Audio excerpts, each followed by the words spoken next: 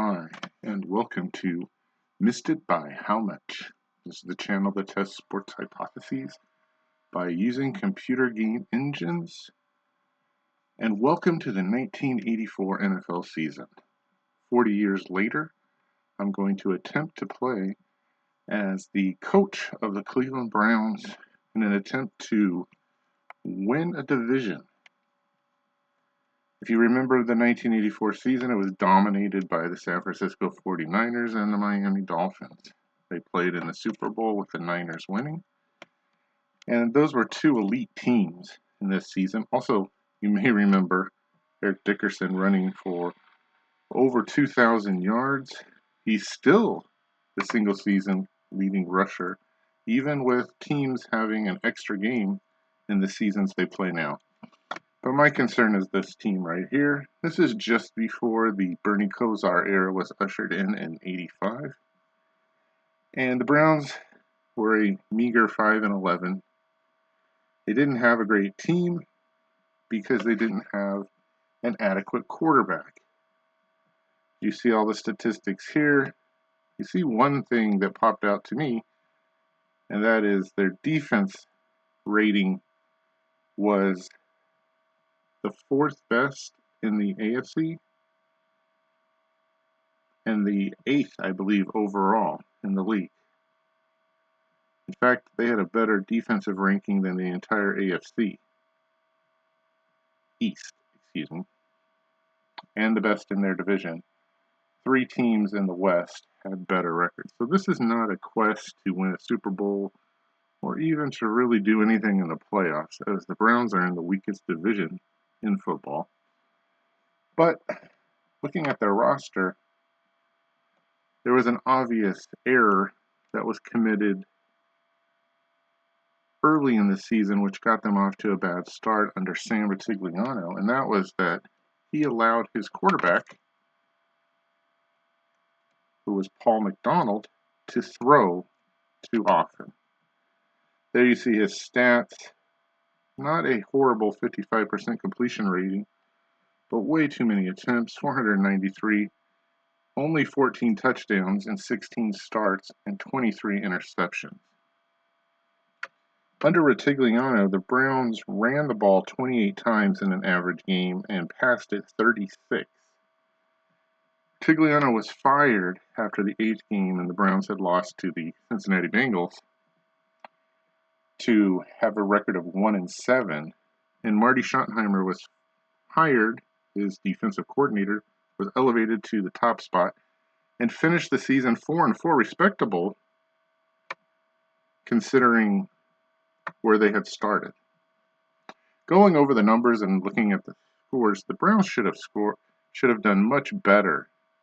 There were some blowouts in games, but they lost 7 games by a combined total of 20 points, losing 4 here against the Chiefs, by 1 at home against the Patriots, by 4 against the New York Jets at home, and by 3 to the Bengals. Even when Schottenheimer took over, his first game was a 2-point loss at home against the Saints. Though the Browns did lose 2 other close games towards the end of the season, an overtime thriller against the Bengals, and a 4-interception performance loss in Pittsburgh against the Steelers by 3, they did win 4 games, and excluding the blowout against the 49ers, were in almost every single game or won it. What helped Schottenheimer was a change in philosophy at quarterback. Except for the game against Pittsburgh, Paul McDonald was told not to throw as often, as the Browns ran the ball 33 times a game and only threw it 25. That's an 11 attempt shortage between the 2 halves of the season. So I wondered, with this great defense that the Browns had, could they possibly win more games, or maybe as many as 3 extra games and get to 8-8 and perhaps win the division? They did have a great defense, led by Clay Matthews, Hanford Dixon at corner. Even Tom Cousineau who was ridiculed in Cleveland because he was one of the first $1 million players in the league, but played really well. You see the beginnings of this team that won the majority of their games in 85 through 89, including 4 of the 5 years they won the division title. They needed a better quarterback and a couple more offensive players. But they didn't rely on Ernest Biner enough. He played sparingly until Schottenheimer took over. They also had Hall of Famer Ozzie Newsome in his prime. He did catch 89 balls for 1,001 yards.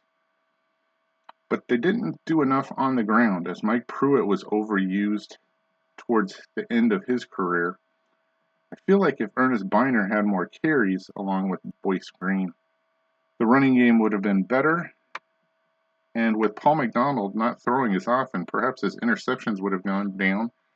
And that could have made the difference in at least 3 of the 7 games that they lost by a total of 20 points. So what we're going to do is we're going to play through the season as the head coach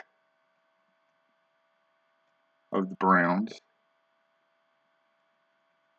But we're going to do it starting off with the preseason, which they played 4 games back then, and the Browns only had a 1-3 record. So our first game will be against the Steelers at home, which the Browns lost 31-14. For this test, we'll use Action PC Football as our computer engine and attempt to manage the team to a 8-8 record. Now, my experience with Action PC Football is very limited. I've played less than 10 total games varying over different seasons, so this will be a learning experience for myself as well.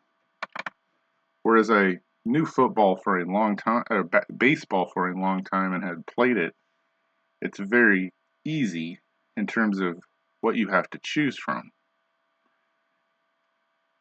You either swing or you don't, or you walk, or you substitute players in. Football is a completely different experience, dealing with 2 halves of a team that are different. So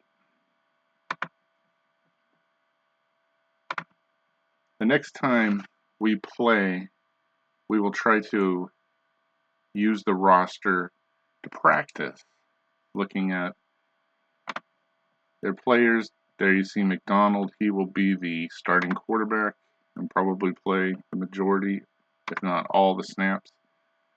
Here you see the running backs. Biner and Green will be my starters. Wide receivers are very low. My best receiver is Brennan, and he's only a 5, which is below average in terms of catching the ball. Newsome will be another.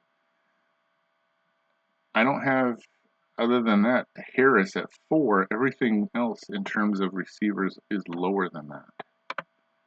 Offensive line, we have one person who's average. That's Joe Delamalure. And everyone else on the offensive line is below. For defense, we have Golick, who is a above average defensive tackle. Camp is above that also. Everybody else is below.